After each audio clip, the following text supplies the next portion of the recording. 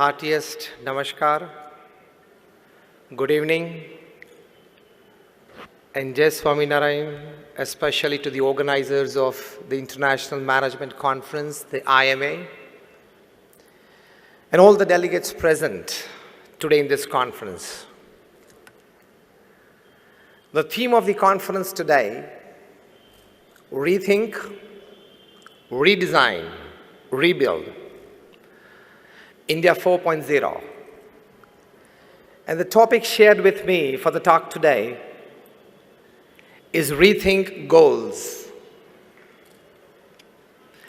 We live in this 21st century, and the state of affairs of the 21st century man and 21st century society is well described by somebody that these are the times of fancier houses but broken homes. These are the times of double incomes and more divorces. These are the times of high-rise buildings and low-rise characters. These are the times of broader highways but narrower viewpoints. These are the times where man has gone all the way to the moon and has come back. But he finds it difficult to cross the road and meet the new neighbor. These are the times where man has broken the atom and he has produced tremendous amount of energy. But he finds it difficult to break a prejudice. The list is very long describing the state of affairs of the 21st century man and society, but in short you can say that these are the times where we have much to show in the show window and nothing in the stockroom. We live in this century, and as the theme of your conference, we are into the fourth industrial revolution. I myself am an engineer. I finished my engineering way back in 1991.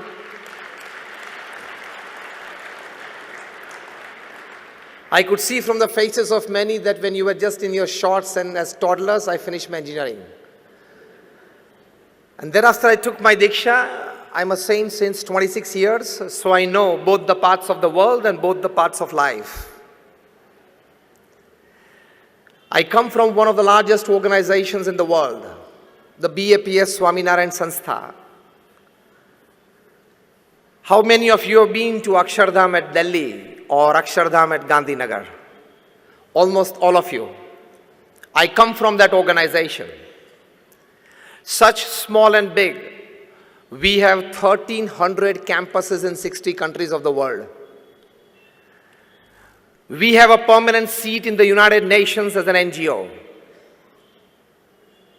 We do 162 different kinds of social, cultural, educational, medical, environmental activities across the globe.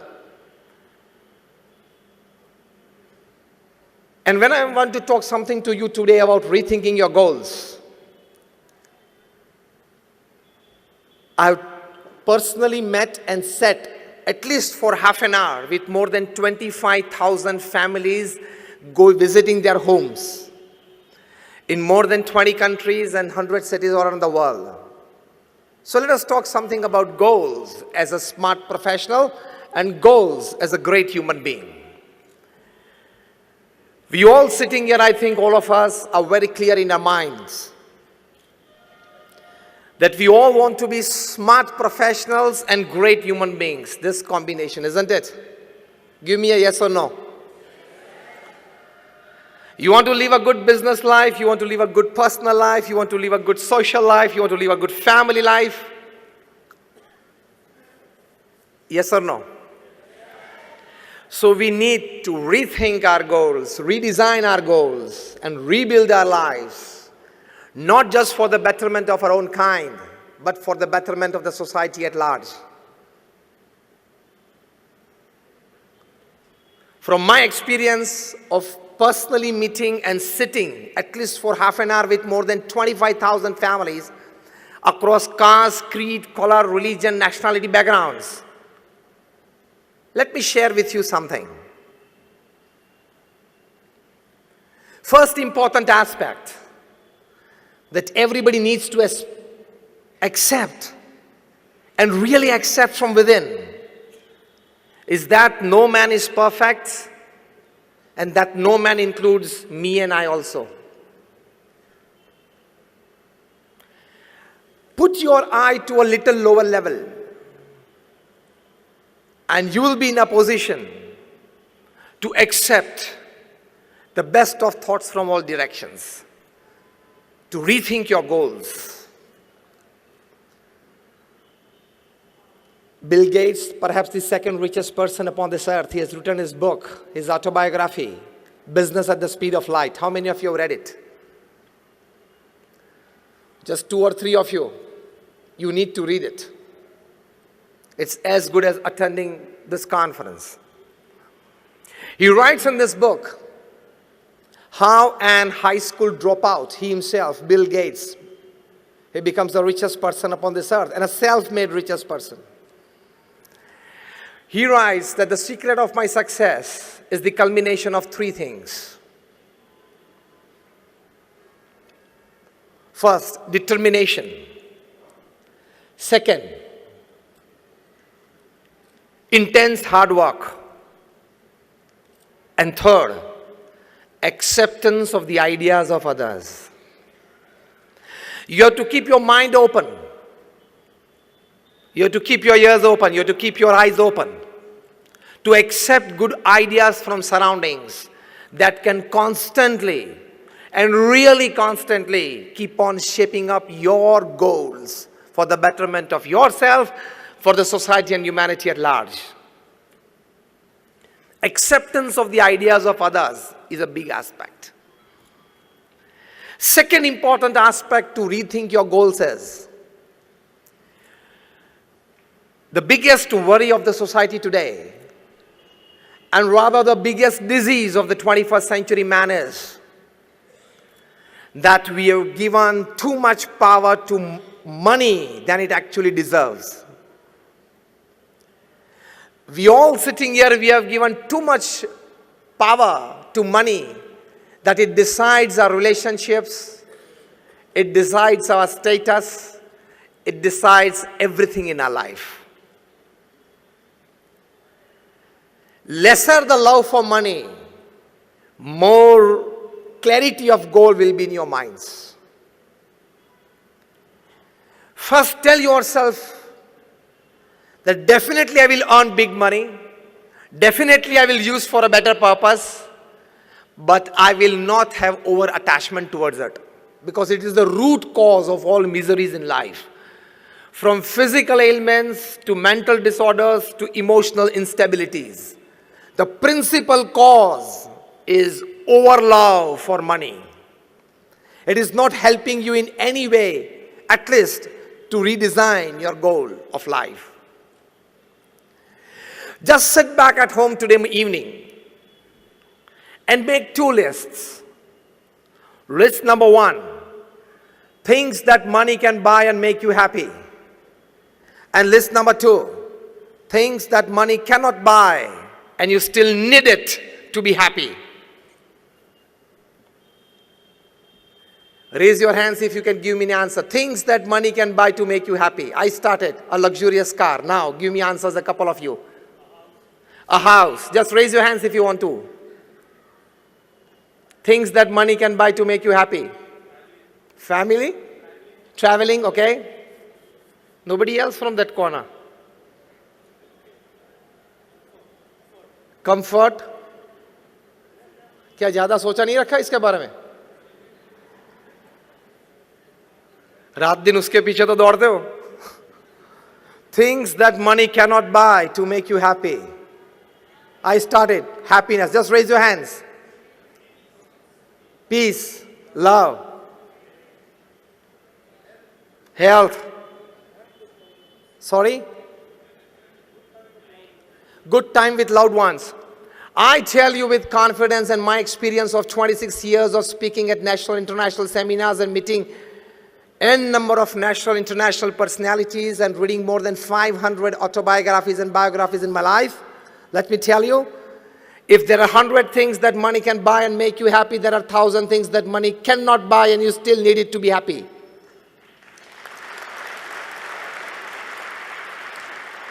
So don't overemphasize the factor called money in your life. That overlove for it, that power given by you to it is not allowing you to redesign the actual and real goals of life. Money can buy you the best houses, it does not have the power to convert into a home. Money can buy you branded clothes and jewelry, it does not have the power to give you beauty and handsomeness. If money can buy you the best of health care, it does not have the power to give you good health. Otherwise, why would Aditya Birla, the chairman of the Aditya Birla Group, pass away because of cancer at the age of 51? Money can buy you a good health care, not health. Money can buy you good food every day. It does not have the power to give you digestion. Money can buy you good beds. Michael Jackson was sleeping on a bed of 94,000 USD. And still after taking 10 sleeping pills, he could not sleep for 2 hours. So money can buy you good beds. It cannot buy you sleep. So again, I put forward emphatically the statement that if money can buy you 100 things to make you happy, it does not have the power to buy you other 1,000 things which actually make you more happier. Decrease the power and influence of money on you and your life. Only then you will live a perfect human life. Again, I repeat, it is needed. Earn it well so that you can help the society well. But don't have overlove and infatuation for it. Otherwise, it will so much overpower your mind. It will consume so much of your time that you won't be able to think of any other aspects of life which are very beautiful. Remember, this is a 70 or 80-year game.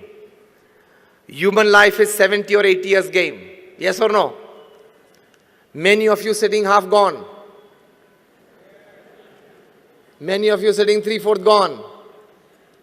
And I give you one calculation that will open your eye with a jerk.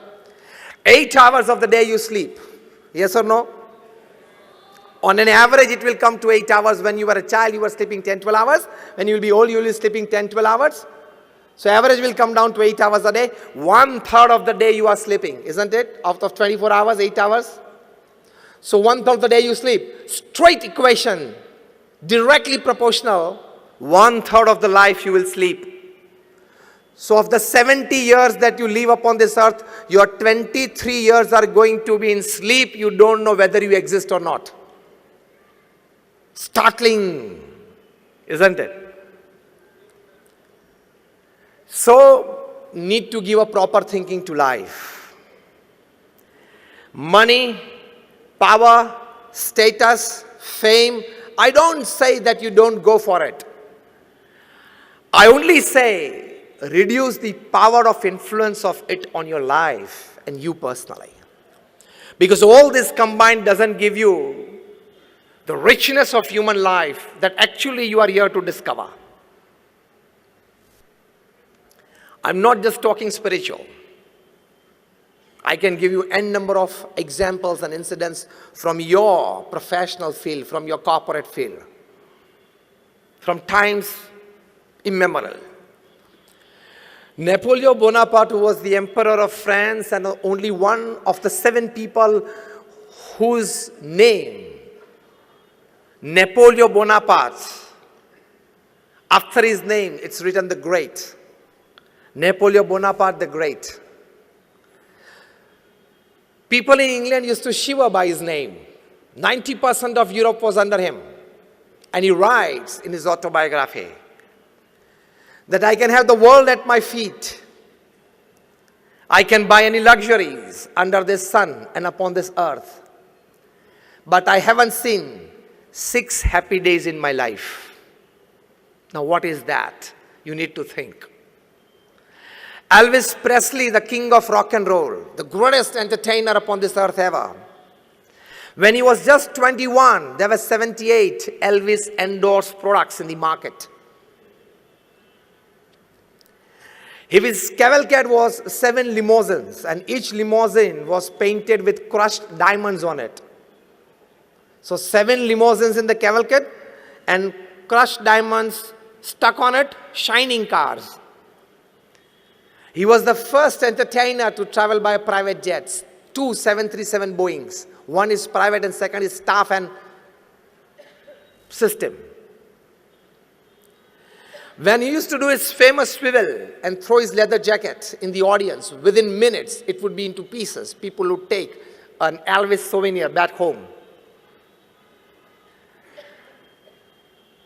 During his lifetime, when he was just 32, he had self-earned $1,000 million. During his lifetime, 500 million records were sold of his. Now listen. One day when he was playing his famous composition, How Great Thou Art, and his secretary, she just stepped in and asked him, "Sir, how are you feeling at the peak of your career?" He dropped his hand from the piano, he dropped his head down and said, "Very alone." Every evening you are getting an audience of 1,000 plus. Every morning when you wake up and come in the gathering, you have 200 people to come to see you. And you say you are feeling very alone? And yes, it was true. On 16th August 1977, at the age of 33, Elvis Presley took 40 sleeping pills at night and never woke up. He committed suicide. At the age of 33. Why, with everything that all of us crave for, he had to commit suicide? Not such one example. Why did Dharam Hinduja, the scion of the Hinduja family, at the age of 22 commit suicide? Did he have one Mercedes less? Was he asked not to have one more travel plan? You have to rethink, to redesign your life, rebuild your life. Money, fame, status is not everything in life. Again I say, you definitely go for it because it's a human endeavor, it's a human dignity.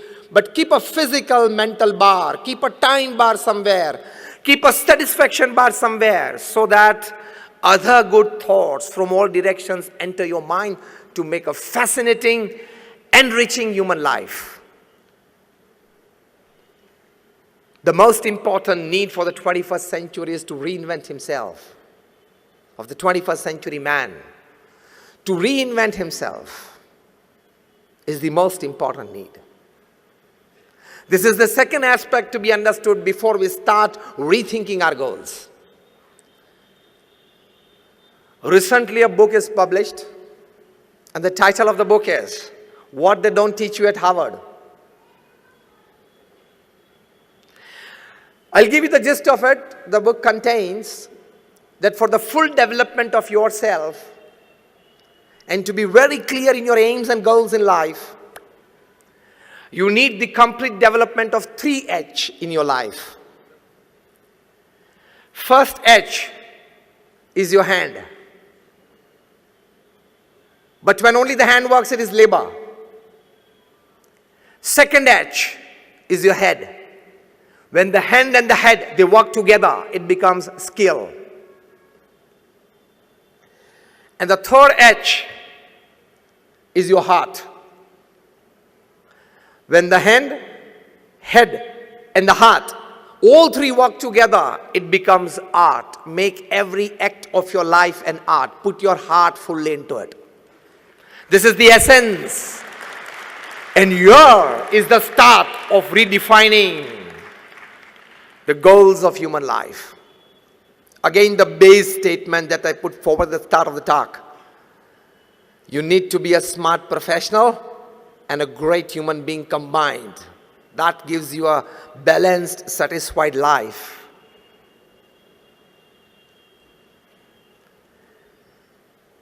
Ratan Tata, he was at a convocation day of a B school just about a couple of years back. And he told the fresh management graduates after all his experience in the corporate world of more than 60 years, he said that don't count your successes and don't count your luxuries by the amount of money that you have in your bank account, by the number of properties that you have accumulated, by the number of relationships that you have in your life, by your social networking skills. This is all not your wealth. He said, count your successes and luxuries of life by the number of lives that you have enriched of people with you during the course of your journey of life. How many of lives you have enriched by yourself. This is the start of the real thinking, of the meaning of the topic, that is rethinking your goals. You worked in the corporate world for 35, 40 years. You had a fat bank balance. You had good properties, good family, good social relationships, everything fine. All credits to you for your good earnings in all aspects of life. But how many lives did you enrich? How many lives did you better of people around you? That is the aim of human living. I've come to you today as I'm given this topic to share something. I don't charge anything for my talks. I've been talking since 26 years at national, international seminars. I don't charge a single paise for my talks. Am I right? The organizers somewhere.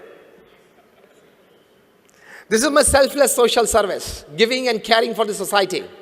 And it gives me immense pleasure. It gives me immense pleasure to share and care for the society. So rethinking goals, first important positive aspect is ask yourself every day in the evening, at the end of your day, did I do something to enrich a life of someone around me? From a small smile to a big help, did you enrich something? Did you enrich a life? Did you enrich an environment? Otherwise, apne liye to pashu bhi jeevan jeete for their own self-interest.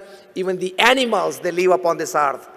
If you live only for your growth, for your betterment, for your luxuries, entertainment in life, it is nothing more than a dog life, donkey life, and cat life. It is not a human life.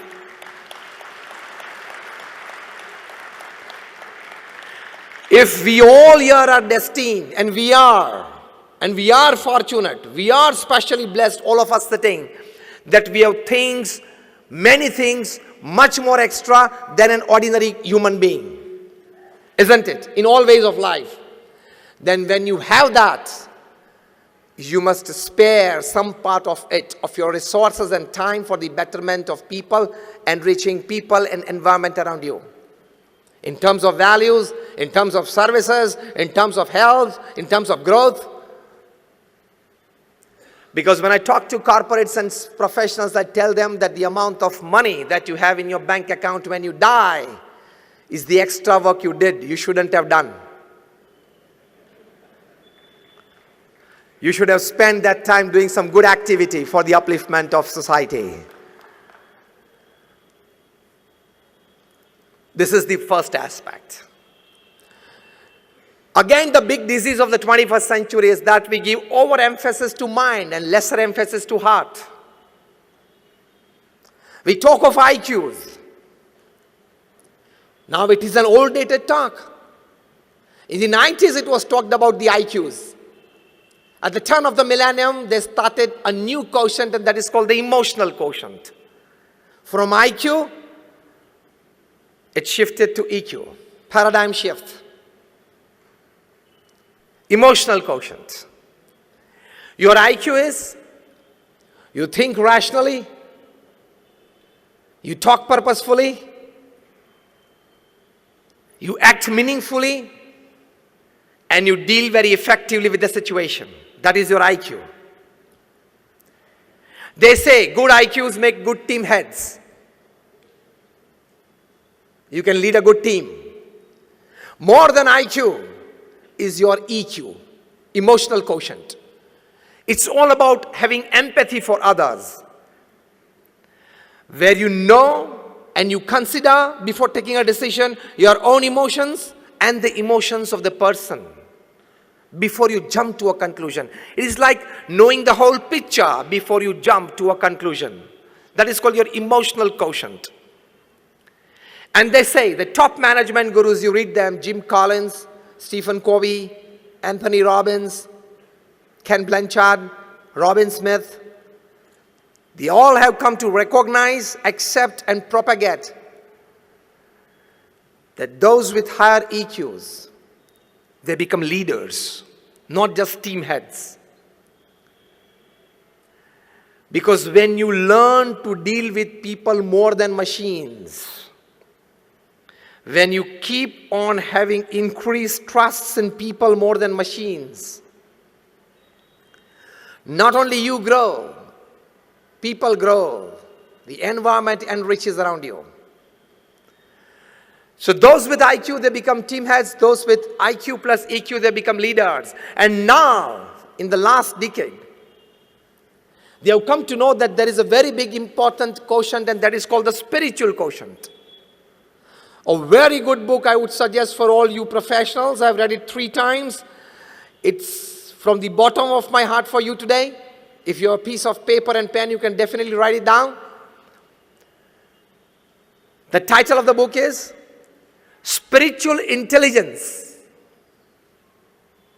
Why it matters more than IQ and EQ. The actual title is Spiritual Intelligence, the Ultimate Intelligence.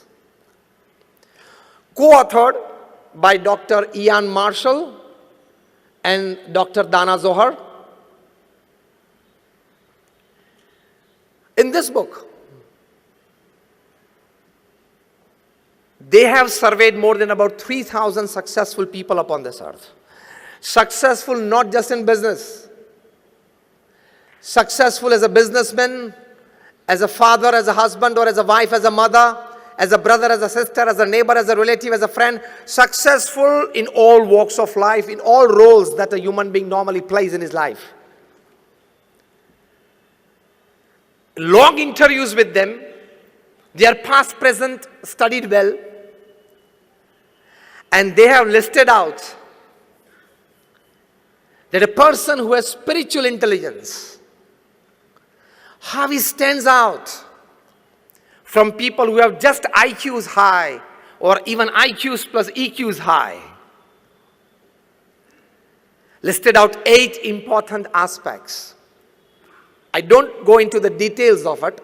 I'll just list you out. People with high SQ, or if you want to develop a good SQ, the other way around, you need to work upon these 8 areas. The first is flexibility to change. The new Harvard definition of intelligence is,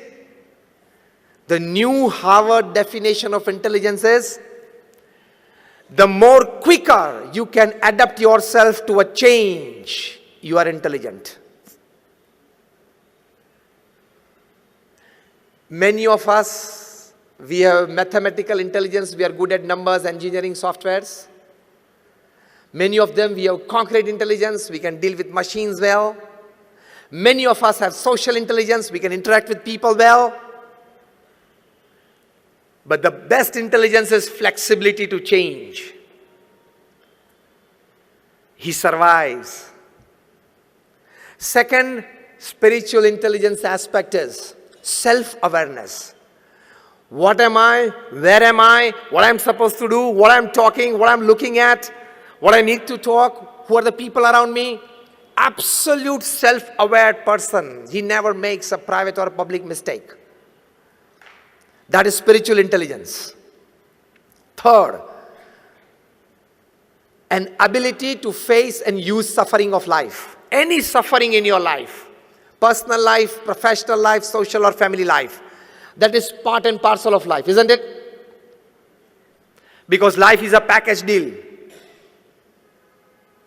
As you give packages to your employees, life is a package deal from God. As your employees, they like 70% of your package deal and 30% is a compulsion. Even for you people. Your higher-ups giving you a good deal, 70% you like it and 30% is a compulsion. You don't like it, still you are supposed and forced to do it if you want to enjoy that 70%. In the same way, life is a package deal. It has its pluses and minuses. So, if you have or you develop a capacity to face your suffering with a smiling face and then use your suffering for your elevation. Now, this is something very important that I'm telling you. You should develop a neck. Some people have that neck to use their suffering for their own elevation. The top guy in the country, the top gentleman in the country has this neck. Anything thrown at him, he can use it and convert it into a giant vote bank. That is a neck. Anything thrown at him, he can convert it into in your corporate language, a big business, and his language, a big vote bank. That is a neck. An ability to face and use suffering. Fourth, an ability to be inspired by vision. You see something. Actually, we always see. We don't observe much. Here the word see is observe. You see something and you are inspired by it. The fifth aspect of spiritual intelligence is to see connection between diverse things. Diagonally opposite happenings, and you see a connection between them. That is very crucial to you solving problems at your workplace. The sixth aspect of spiritual intelligence is an ability to cause as little harm as possible to people and surroundings. How can I be more helpful? The seventh aspect is to ask and probe fundamental questions. Why, when, what, why, how, before you give in. And the last and the eighth aspect of spiritual intelligence is an ability to think and work against a convention. So these are the 8 aspects of spiritual intelligence, and rethinking your goals is to give more thinking and emphasis to these 8 aspects of life. You develop your SQ beyond your IQ and EQ for a great human life. So when you are deciding the goals of your life, take your IQ into consideration, take your EQ into consideration, take your SQ into consideration.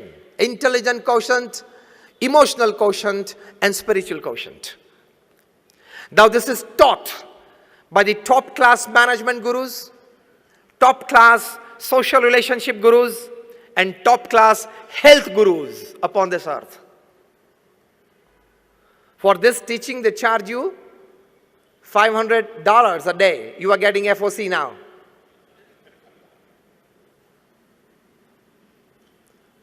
Rethinking your goals in the intelligence sector.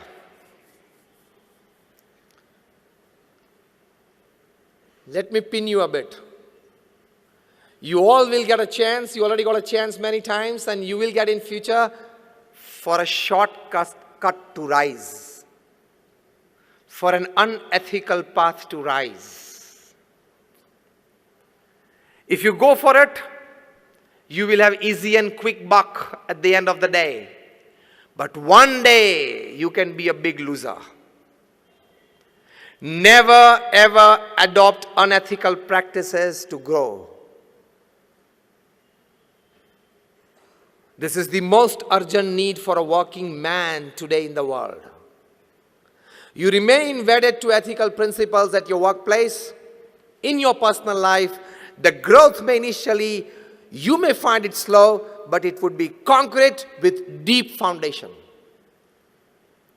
Nobody with unethical practices, if at all he has grown, he has stayed there, okay?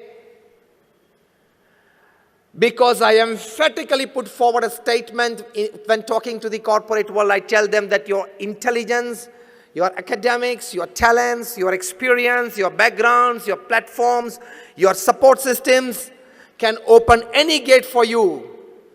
But only your character can keep that gate open. You lose out on that, and you are anybody. Whoever you are, whatever you are, wherever you are, you can become zero from hero within seconds. Even if the name of your company is Satyam and you go for Asatya practices.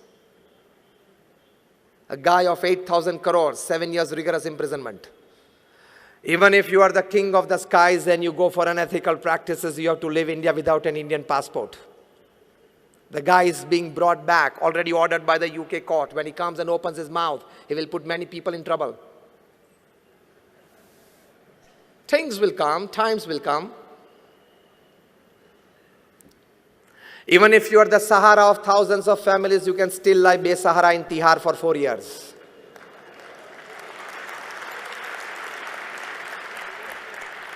Don't go for unethical practices. Even if you are a spearhead pace attack of India, Indian cricket team, if you go for spot fixing, you can't avoid a life ban on yourself. You're getting me right? Yes or no? So don't tell yourself 20 years of corporate experience, CEO of a 500 crore company, I'm untouchable. Never think that, okay? Never tell yourself holding your handset in your hand and 500 big contacts, 15 ministers, 10 MLAs, 20 MPs, 50 corporate honkos. Nothing can happen to me. I can call at midnight anybody and these people are at my help. Situations will come in your life and you go for unethical practices and caught. None of this less. Your phone will go through. It can land you in jail. So remain wedded to ethical practices. Rethink your goals. Don't tell yourself, koi bhi paristhiti mein, anyhow, anyway, I want to be 100 crore company. Not anyhow, anyway, okay? That words keep for yourself, for generating energy from you. Anyhow, anyway, I will do it. That is for your self-inspiration and motivation, not for your behaviors. Got it? Otherwise, you can be in trouble. So even if the best IQ, whatever intelligence you possess, in short, even if you are the chairman of the Madhya Pradesh Electricity Board, because we are sitting here in Indore, even if you are the chairman or even if you are the power minister, I can tell you one line. On a fine Sunday morning when you are sitting with a cup of tea and reading your Sunday newspaper, you can't look at the electric plug, raise your shoulder, raise your, collars, raise it and tell it, okay, I am the electricity board chairman, your distribution is in my hands and this is my finger I'm putting in the plug, okay, take care of it. Being in the electrical distribution field for 35 years and being the chairman of the electric company, you don't have your right to put your finger inside the plug. What happens even if you are the chairman? चिपका देगी, मर जाओगे.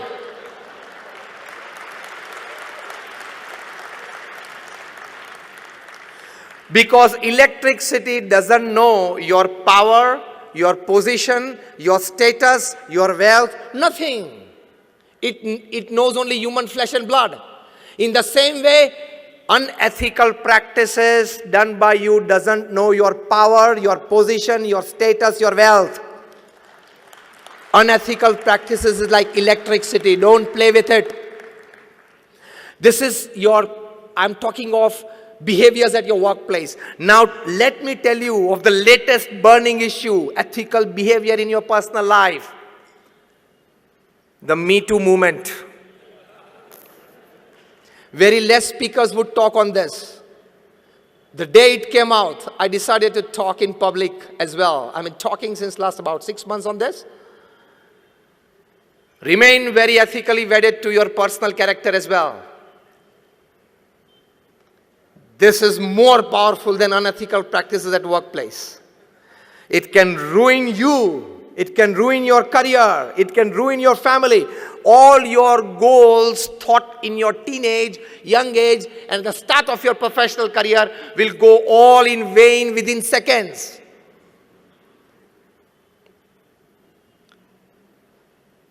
Because the earth is round, it doesn't have any corner, so it doesn't have any place to keep your wrongs. We all study science, isn't it? In our high school, I think in physics, we had a force called the Buoyant force. When a hard, solid object you try to put inside a bucket filled with water, the water gushes it up, and it is called the Buoyant force, but it pushes it up, isn't it? All your wrongs possess a tremendous Buoyant force. It has the power to come up in the open and shout, yes, this guy did this. Even a central government minister had to put in his papers because of the Me Too movement. From there to a giant e-platform CEO in Bangalore, they have to put in their papers because of this. And thereafter I say that today it is the Me Too movement. This generation of ours will see a C2 movement. You know what is this C2 movement? Now we are standing into India 4.0. Am I right? The theme of the conference? The new industrial revolution. You are talking of nanotechnology. You are talking of artificial intelligence. These people will design softwares. Because in future all the cities will come under CCTV every square inch. Today London is the only city in the world that every square inch of its public space is under CCTV. It will happen to all the cities in future, in the near future. If somebody complains that this guy or this person looked at me in my, like it was like not comfortable to me, and it is caught on CCTV, then it's difficult to prove that, okay, I just looked at it. It was nothing malignous in it. But then this AI people, nanotechnology people, IT people will develop 20-25 types of softwares that if they are put on your vision in the iPhone, it will prove that that was something wrong in it. This is the next step of AI that your conference is on. I was sent the email by the organizers where I read it. I just read the mail, rethink, redesign, and rebuild. And there we are in today, revolution, industrial revolution, technological revolution 4.0.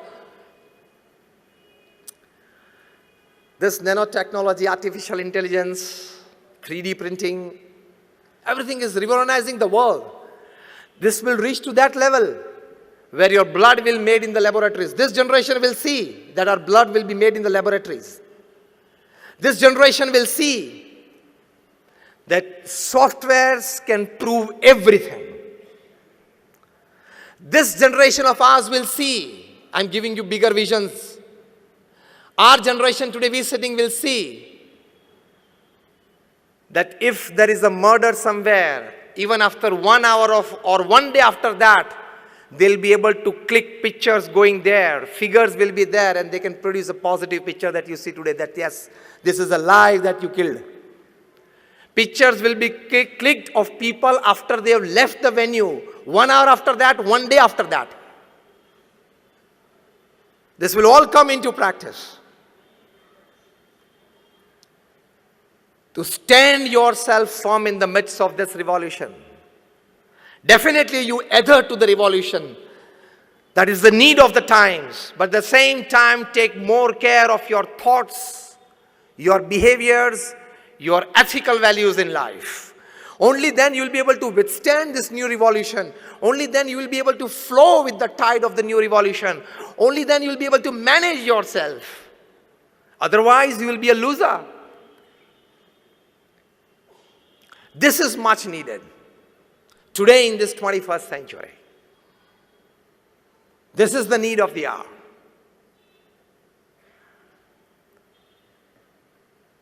So this is India 4.0. Added value to it is what I'm talking to you.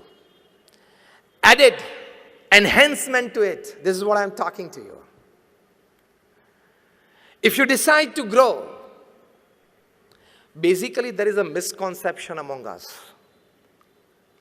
You increase the turnover of your company, and people also tell you, you also start feeling that I have started becoming successful. Isn't it? Yes or no? No. There is a big difference between growth, progress, and success. If you increase the turnover of your company from 50 crores to 100, from 100 to 500 crores, it is called growth. It is not success. Let me redefine you the definition of success. Increasing your materialistic possessions in all ways is your growth. That growth, if it is aided by ethics, ethic means discipline, means honesty, means norms, it is called progress. So growth plus ethics is progress. And that progress plus humanity, morality, and spirituality is called success. So again I tell you, your turnover increased from 100 to 500 crores, you are not successful, you have just grown.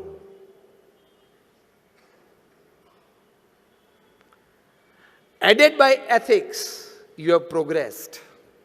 Aided by moralities and spirituality in life, it's called success.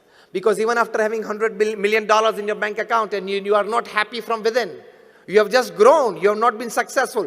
Successful word itself includes stability, happiness, and peace along with all types of your growth and progress. Now rethink your goals. You just want to grow or be progressive or want to be successful? So now, according to this definition, just raise your hands. How many of you want to be successful? That's fine, all of you. Be clear in your thinking. There is this difference between growth, progress, and success. Be very clear about it. Only then you will be able to rethink your goals and redesign your path to rebuild yourself. Let me talk to you about a person whom I have seen so closely for 30 years, observed every act of his life, very closely saw every deed of his life. Pramukh Swami Maharaj, the creator of Akshardham, which you have all been to. In his life, during his lifetime, the intense hard work that he did selflessly for the upliftment of people in all walks of life. He traveled to 18,000 villages in 60 countries of the world, selflessly to uplift people, to de-addict them, to culture them, to tell them that you must send your kids to school, into deep Adivasi, SC, ST areas of the country and elsewhere. People used to write him for their personal family issues. Such more than 7.5 lakh letters he read and answered in his lifetime at an unbelievable average of reading and answering more than 70 letters a day without a Sunday for 45 years. Not just blessings, a clear cut, do this or not. If you go back Monday morning to your office, anywhere where you come from all over the country, and you open your mailbox and you find like about 15 mails, 20 mails to answer before lunchtime, what would you feel? My goodness, first half gone. Pramukh Swami Maharaj answered 70 letters a day without a Sunday for 45 years. He met more than 500 people a day, personal audience to them, listening to their issues and guiding them well. He has been to Akshardham, such 1,300 campuses he single-handedly built and administered in 60 countries of the world. You all sitting here, you are handling one house, one family, one office, that is a manufacturing unit, one manufacturing unit, maybe a trustee or a patron somewhere in a couple of institutes, and by the end of the day, by the evening, you go mad. Isn't it? He single-handedly erected and administered well more than 100 hospitals, schools, hostels and colleges. You go on number 8 National Highway from Abu to Mumbai, every 50 kilometers you will find our institute. He personally visited more than 3.5 lakh homes, offices, shops and factories. Imagine. And I tell you, when it comes to NGO working, corporate working is easier than NGO working. If you are going in an NGO to this class, because in your corporate world, the system of working and relationship is pay and smile. Your pay is liked by your employee, and so there is a smile on his face, and your employee's work, you like it, so there is a smile on your face. So you are paying him in money, he is paying you in work. So it is called the pay and smile relationship. What we in NGO, when we are full-time in an NGO, the relationship and the working model is serve and smile relationship. You have to serve and smile. For 26 years, for example, I'm doing this. I don't have a bank account. I don't touch money. I don't keep money. I don't wear ornaments. I have only 2 pieces of cloths. And this footwear I'm wearing is just the third in 26 years. But can you see a little lesser ounce of happiness on my face than yours? Serve and smile relationship, you enjoy much better. But when you are guiding a huge institute of the class of the BAPS organization that I come from, where you have to take care of people's emotions, of their wishes, of their likings. In your corporate world, you have to take care of this, but on a very little lesser way. If you don't like, you can hire and fire. Here it is not that.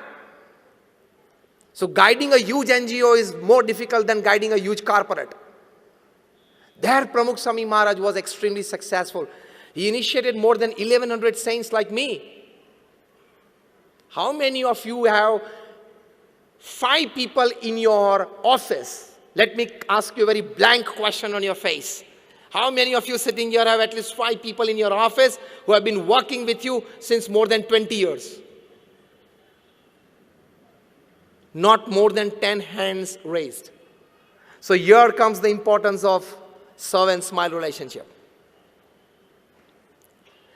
Of the 1100 saints that we are in the organization, more than 750 of them are graduates, postgraduates, chartered accountants, doctors and engineers. Out of them, more than 150 of them are born American and British citizens. Out of them, more than about 50 of our saints are graduates, postgraduates from Carnegie Mellon, Yale, Keelung, Harvard, Oxford, Stanford. Many of our saints have left aside $100,000, $200,000 of job. So Pramukh Swami Maharaj was successful in initiating young cultured mind into mainstream social service, mainstream spirituality. There is a huge success.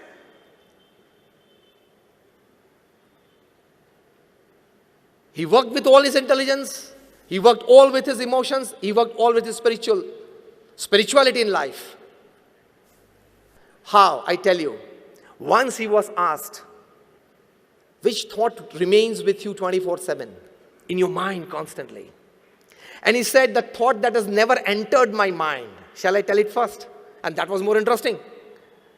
Pramukh Swami Maharaj said, the thought of hurting anybody physically, mentally or emotionally has never entered my mind. This is your richness from within. नहीं, ये office में नया आया है, शायद वो boss से बहुत नजदीक जा रहा है, इसको गिराना तो पड़ेगा. शायद आप गिरा दोगे, लेकिन आप भी एक दिन गिर जाओगे. The system is round and it comes back. छोटे थे तब फ्रिस्बी खेलते थे ना. You throw the frisbee in the air and it comes back in the same route. The law of karma applies. Live with this passion. Let me grow, let everybody grow. This is rethinking your goals. Let me enrich myself. Let my surrounding and people enrich themselves. Let me be wealthy, let him be wealthy.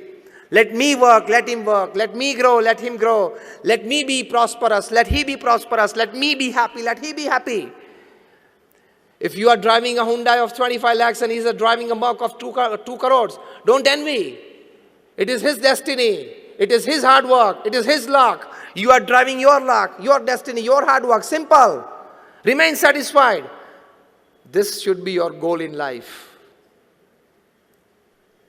Otherwise, your 25 lakh Hyundai car's joy will vanish within 1 week if you see a Merc parked beside you. And especially of your brother-in-laws.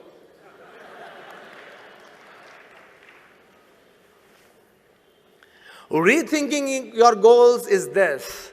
Materialistic possessions are not everything in life. Life is much beyond that.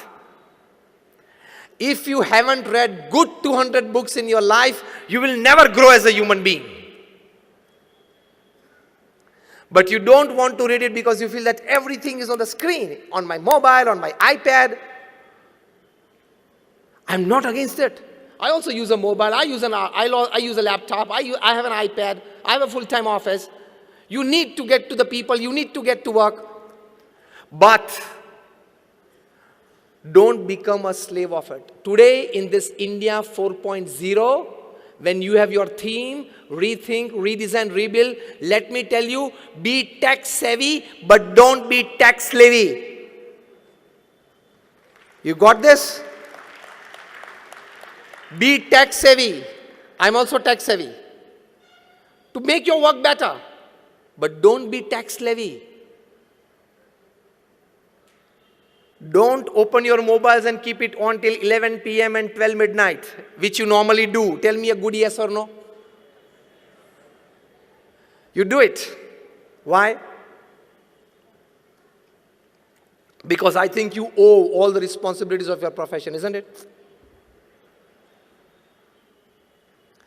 Do you think that you know too much about 2G, 3G, 4G, the call scam and everything? That someday at 11:30 p.m. you may get a call from the PMO to make you a member of the Joint Parliamentary Committee and you don't accept that phone because you have gone to sleep and then it's a big non-service to the country. Are you expecting a call from Narendra Modi at 11:30 p.m. so you are keeping your phone on? These gadgets are made to serve you. The reverse has happened. We have become the slaves of these gadgets. For no reason, consciously or unconsciously, every third minute your hand touches the mobile. If it doesn't touch, you become discharged. Knowingly or unknowingly, you have to touch something. And every third minute you get your mobile out from your pocket. Is there something? Then are you a celebrity? That every third minute you have to check your social media, your Instagram, how many followers, your FB. Somebody asked me, Swami, are you on Facebook? I said, no, I face the book.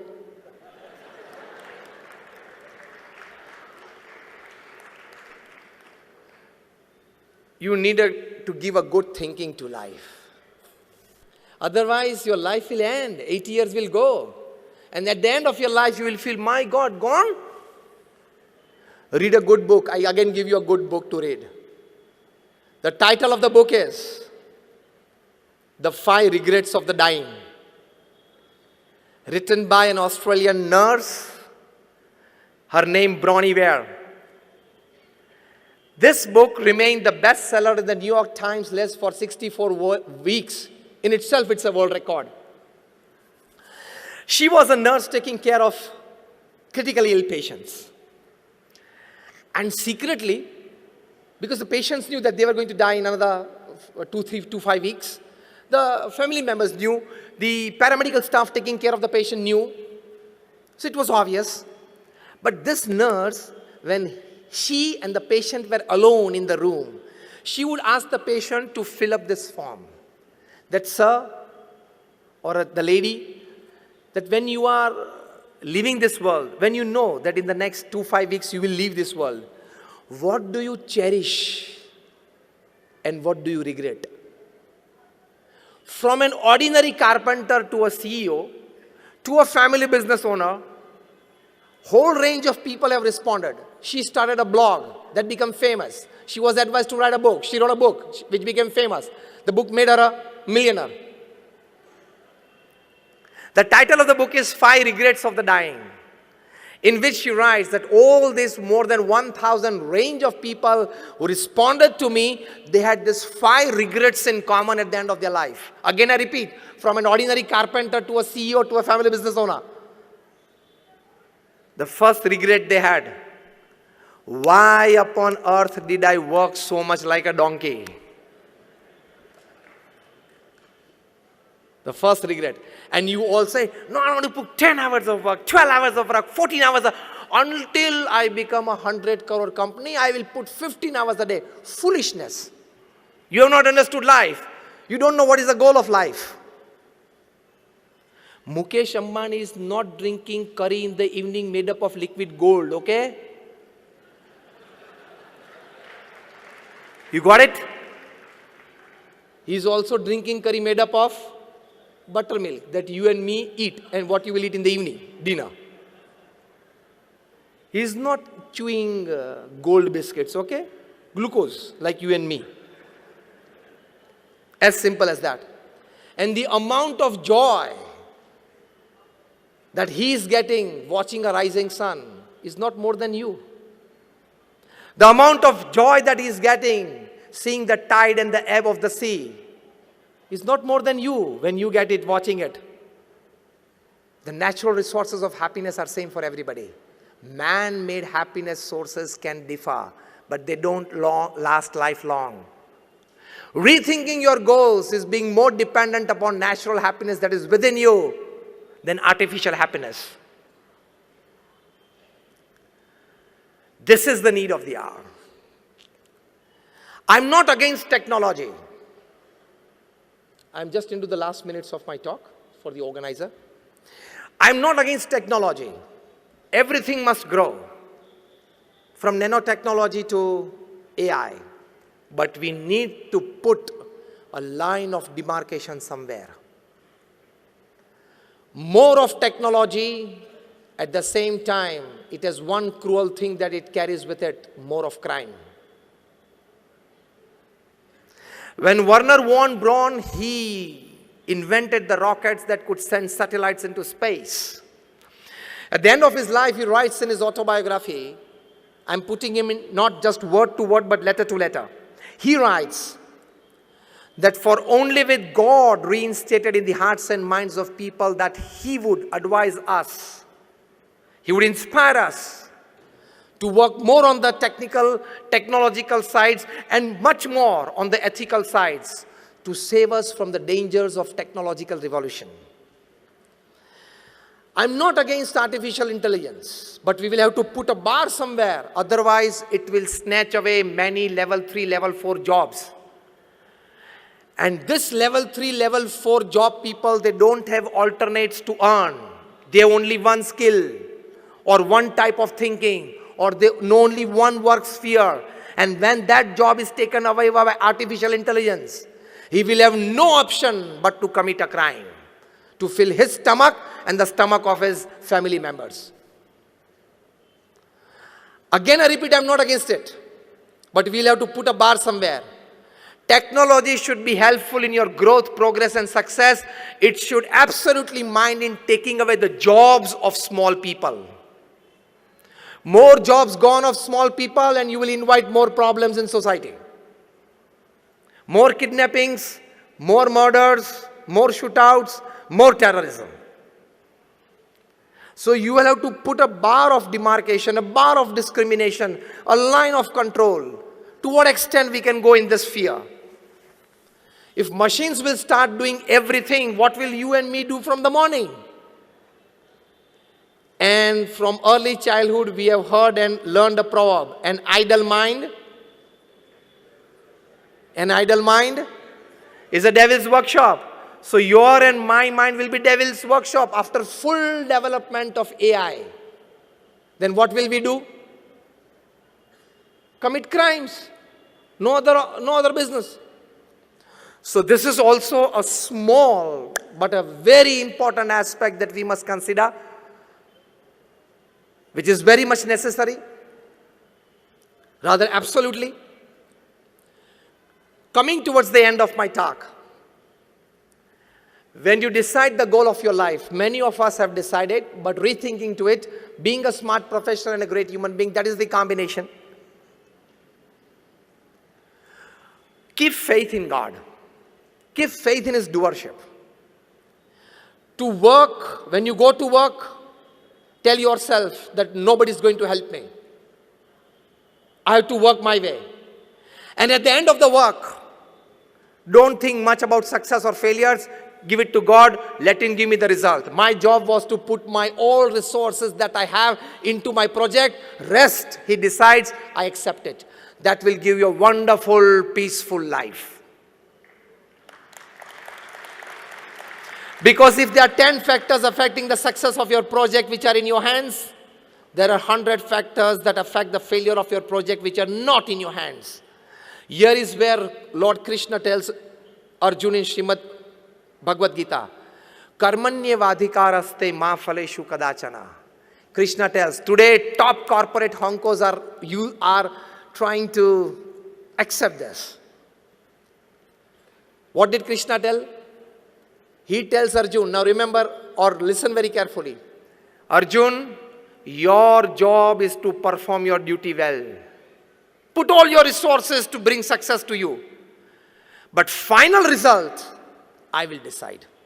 Whether to give you, not to give you, how much to give you.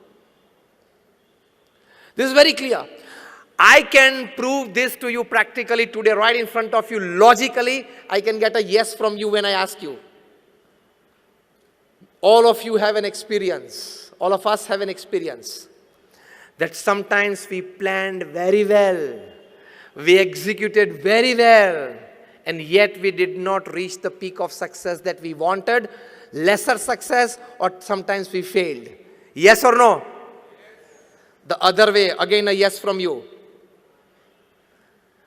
Sometimes you planned less. It was all in a hurry. You were not satisfied by the execution of it. And yet, you got results beyond your imagination. Yes or no? Tell me a big yes. It has to be yes. That means sometimes it's the best of planning, you got lesser things. Sometimes the worst of it, you got more things. That means some factors invisible to you are getting applied on it, which are beyond your control to bring successes to you. That is decided by God. So I am of the opinion, and you should be of the opinion, do your duty to the best of resources that you have. Put all your brains, talents, experience, know-hows, connections, everything into your project. But by the end of the day, when you retire, pray to God and tell, I have performed my duty well to the best of my knowledge. I will accept the results. And you will be an absolutely tensionless, peaceful at mind person with a good sleep without a sleeping pill.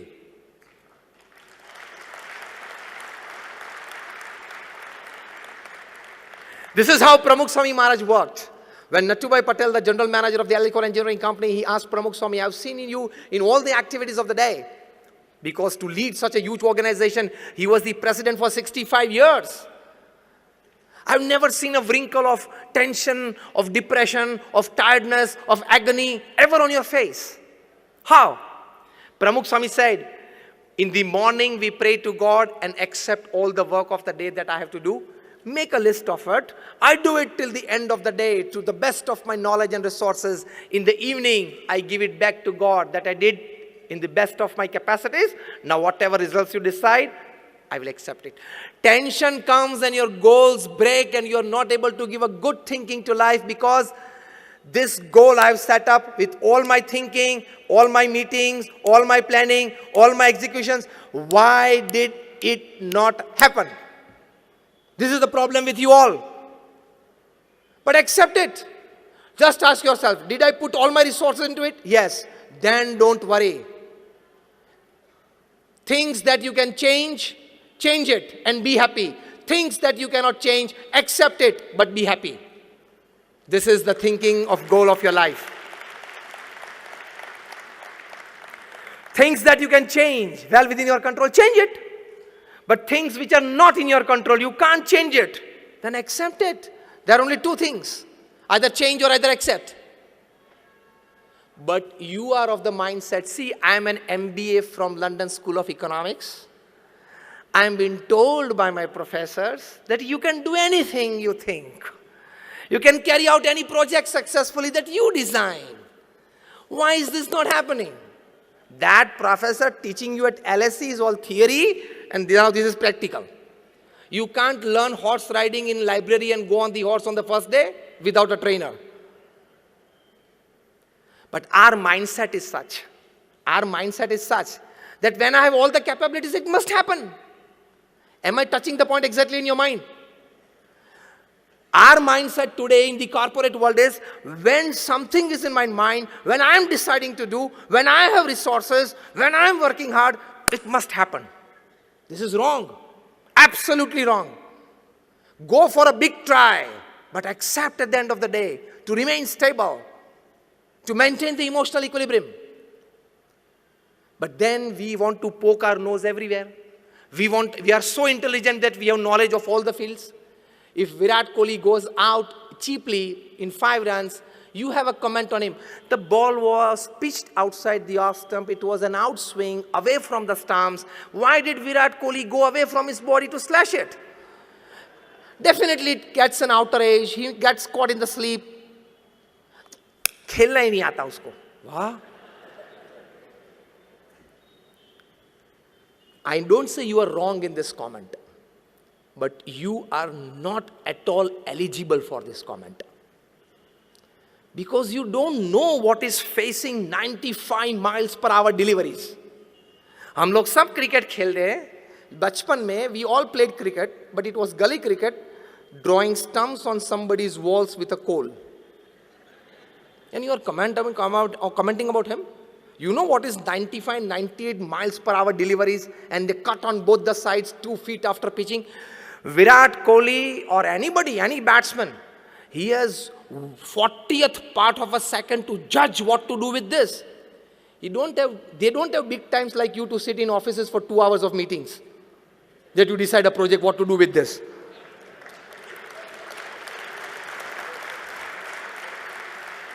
आप ये mindset में हो, हाँ 2 घंटा चर्चा कर ली, अब तो सब कुछ तैयार हो गया, अब तो होना ही चाहिए. He doesn't have that. He doesn't have everything on paper. Every delivery is a new one. He has 40th part of a second to judge what to do with this delivery. And a small mistake and he's gone. And the whole country is up. And we sitting here, we don't have an experience, slightest experience, not even an ounce of experience of what is emotional pressure to perform when 50,000 people are staring at you. None of us have this experience. And millions watching you live on TV. Virat Kohli has to forget millions of his fans, millions of live watchers, millions of TV watchers, his companies that and products that is endorsing, nothing, the line and length of the delivery. When I talk to students, I tell them the amount of energy that Virat Kohli uses in one day, if he plays the whole day in his concentration, is the amount of energy that a 12th standard student uses in last 3 months of his preparation of exam. Tremendous energy and concentration. And you start commenting about him. Rethinking of your goals. Remain restricted to yourself. Go deep in your field. Have superficial information about things so that you may be in the society. Go deep in your field and enjoy your life. You are all here, and me too, are least concerned why Trump won over Hillary in Philadelphia, in Florida, in California. We must only know that he won against Hillary and he is now the president of US. Philadelphia में ये issue था, Florida में ये था. Why are you concerned sitting here in Indore? You open up page 3 in the morning. You are a fool. Why are you opening it? Why do you want to go deep into people's lives? I tell you, you people sitting here know more about Hollywood, Bollywood stars than your children. If I ask you 5 names of your children's friends, 90% of you will not know. And if I ask you, give me 5 names of Bollywood, Hollywood and Indian cricket team, you will give me 10. You don't know the goals of your life. You and your family are top priority. And I'll give you in one sentence all the stories of page 3, right from the day it started to the day it will go. Shall I tell you? So you don't have to open page 3 every day in the morning. Every morning, 2 people come together, and every evening, 2 people who had come together yesterday, they parted. This is page 3 story. Every morning, 2 people come together, an actor and an actress. And every evening, those 2 who came together yesterday, they parted. These are stories of page 3. Why are you putting yourself into that gossip? And then you pick up the phone and tell your friend, pata chala tere ko usko ye ho gaya. You are a fool.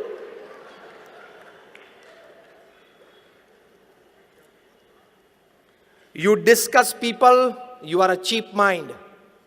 You discuss events, you are an average mind. And you discuss ideas, you are a great mind.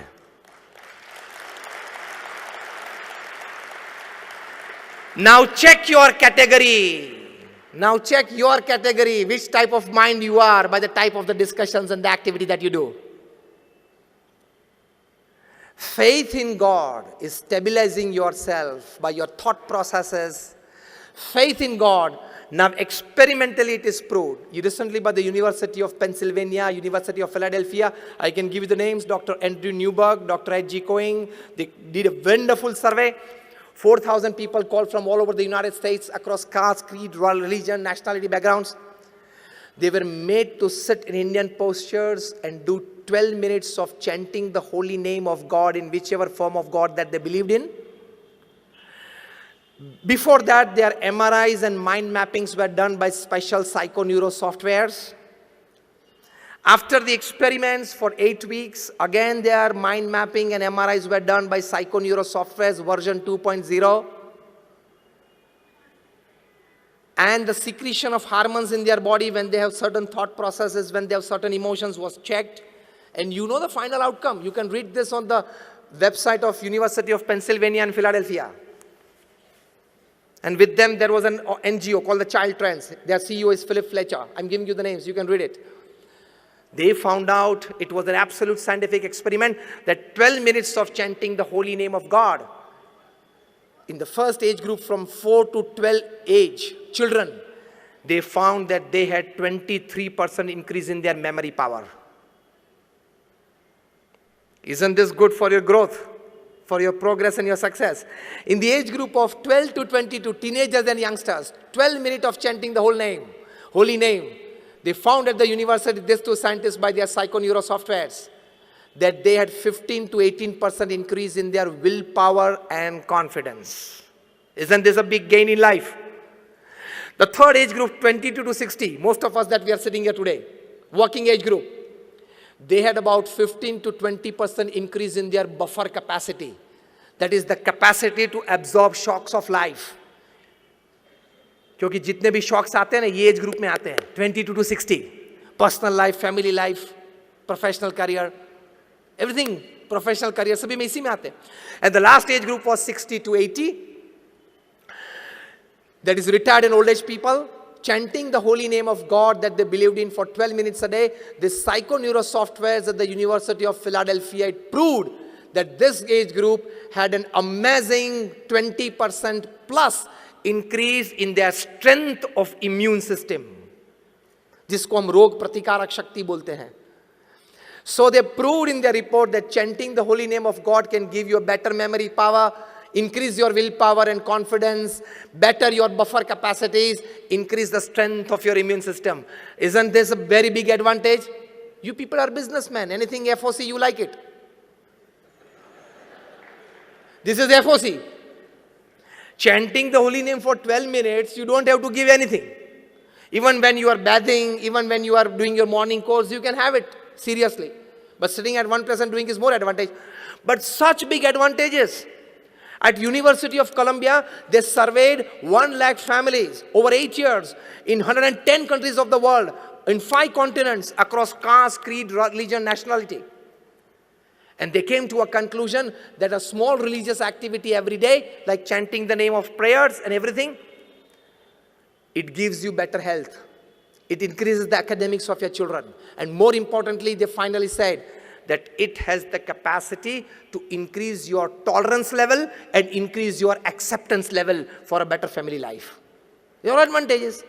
So, rethinking your goals, principle in one line of all that I talked today, is don't just go for your materialistic pursuits, your wealth, your status, your fame. At the same time, try to be a great human being where you have all the good values and virtues. You distinguish yourself from an ordinary animal life. You remain satisfied with your life. And at the age of 80 or 90, you can put your hand on your chest and tell yourself, yes, I lived my life. If you can do this, it is well lived. So finally, understand the difference between fun, joy, happiness, and bliss. We all take fun as ultimate happiness. I just exemplify by one line, then I will end my talk. You want to drive a car at 100 miles per hour, and you got to drive, and what you experience is fun. You wanted that car in your possession, to own that car, and you got it. That is called joy. You can keep that car lifelong, is your happiness. And if you lose that car by an accident or to a theft, or you have to compulsorily sell it to meet other finances, you don't feel the sense of it going away from your life, because you tell yourself, when I was born, I was not born with this car, and when I will die, I will not carry this car along with me. So it was somewhere in the middle that I got it, somewhere in the middle I lost it, and you can remain stable. That is your bliss. Reaching that level of bliss is the human goal. So don't enroll yourself with just fun and joy activities. Go a step further to happiness and bliss activities. That is rethinking your goal. My all prayers for all of you. Thank you for patiently listening to me. And I definitely pray at the feet of my Guru Pramukh Swami Maharaj and present Guru Mahant Swami Maharaj to bless us all with this wonderful thinking. May we all better our own lives. May we all sitting here become one small factor in developing, enriching the lives of people around you, thus enriching the environment. And we just not want to leave a better world for our next generation. We want to leave a much, much better enriched environment for our next generation. My all prayers for all of you. Thank you very much.